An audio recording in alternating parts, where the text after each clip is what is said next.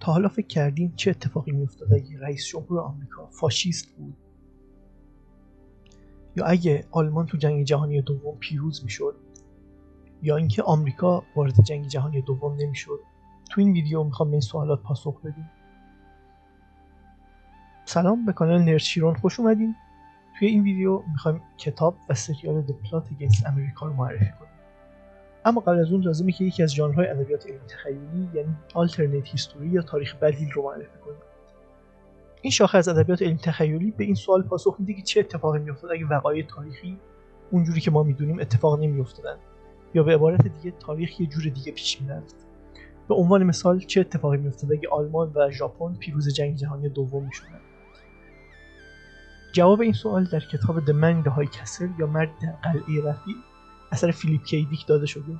این کتاب یکی از مهمترین کتاب‌های این ژانر و یه سریال هم با همین نام از روش ساخته شده. کتابی که توی این ویدیو می‌خوایم معرفی کنیم یعنی The Plot Against America هم یه مورد مشابه از این ژانره. نویسنده این کتاب آقای فیلیپ راس یکی از بزرگترین نویسنده‌های ادبیات معاصر آمریکاست. اما تو ایران به علت ترجمه‌های نه چندان خوبی که ازش وجود داره چندان شناخته شده نیست. در تاریخ معاصر آمریکا یه شخصیت وجود داره به اسم چارلز لینبرگ. ایشون یکی از قهرمانان ملی آمریکاست و اولین کسی که با یک هواپیمای تک نفره قدیمی موفق شده از آمریکا به اروپا سفر کنه.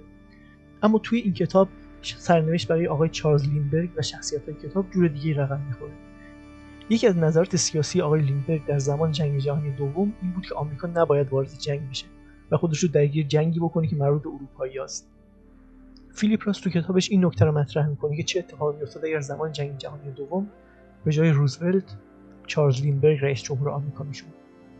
شاید نظر لینبرگ در اینکه آمریکا نباید وارد جنگ جهانی دوم بشه رو زندگی خیلی از افراد تاثیر گذاشت و این سوالی که تو این کتاب بهش جواب داده میشه. شخصیت‌های اصلی داستان یه خانواده 4 نفره هستن به اسم خانواده راس که بر اساس خانواده خود نویسنده در اون زمان طراحی شدن. پدر خانواده یهودی خیلی مؤمنه که به شدت به کشورش یعنی آمریکا علاقه داره. پسر کوچیک خانواده یعنی فیلیپ که بر اساس کودکی خود نویسنده نوشته شده داستان رو روایت میکنه. فیلیپ شرح میده که چطوری سیاست‌های آمریکا در مداخله نکردن در جنگ جهانی دوم و به یه نوعی همراه شدن با هیتلر روی زندگی روزانه مردم آمریکا و مشخصاً جامعه یهودی آمریکایی تاثیر میذاره. همینطور نشون میده که با باز شدن فضا برای بروز نژادپرستی زندگی خیلی از اقلیت‌های آمریکایی به خطر میفته و جامعه دچار چند دستگی و چند پارگی میشه.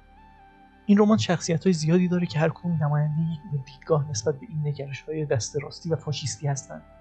عده‌ای که یهودیان ولی خودشون رو همراه با اون جریان میدونن، عده‌ای که خودشون رو به شدت مخالف این سمت میدونن. عده دیگه هم هستن که بی‌تفاوتن نسبت به این قضیه و فکر نمی‌کنن تأثیر رو زندگیشون داشته باشه. نویسنده این کتاب یعنی فیلیپ راس سعی کرده تا حدی که ممکنه از وقایع واقعی زندگی خودش الهام بگیره و در این حال نشون بده که چطور جامعه‌ای که انسان توش سالها زندگی می‌کنه ممکنه به خاطر یک سری تغییرات کوچیک در مسائل سیاسی کاملا دگرگون بشه و کودکی انسان رو نابود کنه. فیلیپ راس یکی از نویسنده‌های واقعی‌گرای آمریکایی که در دهه‌های اخیر خیلی مورد توجه قرار گرفته. یکی از نامدارترین نویسنده‌های آمریکایی معاصر که سبک خاصش در نویسندگی و جملات پیچیده و تو در تو خیلی پرطرفداره. با وجود اینکه این کتاب در سال 2004 منتشر شده اما منتقدین و نویسندگان شباهت زیادی بین شخصیت لینبرگ و دونالد ترامپ پیدا کردند.